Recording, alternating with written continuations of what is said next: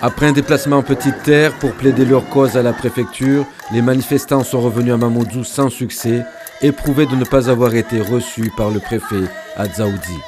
On est tous menacés, le caillassage c'est son quotidien, les agressions sont quotidiennes, les équipes du SMUR, du SAMU n'arrivent plus à se déployer sur le terrain. Et aujourd'hui nous avons des morts, des décès, des pertes de vie, par simplement le fait que notre exercice n'est pas sécurisé.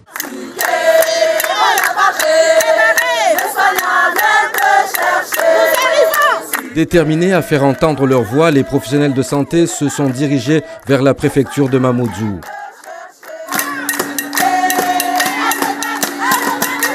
Après une courte halte devant le service des étrangers, ils ont ensuite rallié le bureau du préfet où une délégation des chefs de pôle a été finalement reçue en milieu de matinée.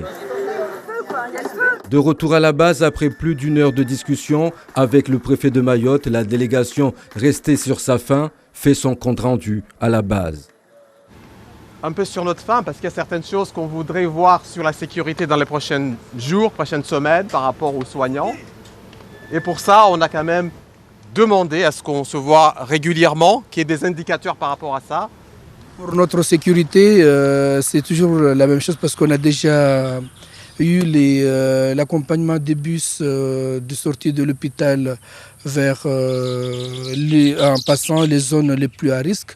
Et il y a aussi des propositions aussi qui essaient de mettre en place sur l'accompagnement aussi des bus de ces zones de points chauds jusqu'à arriver à l'hôpital.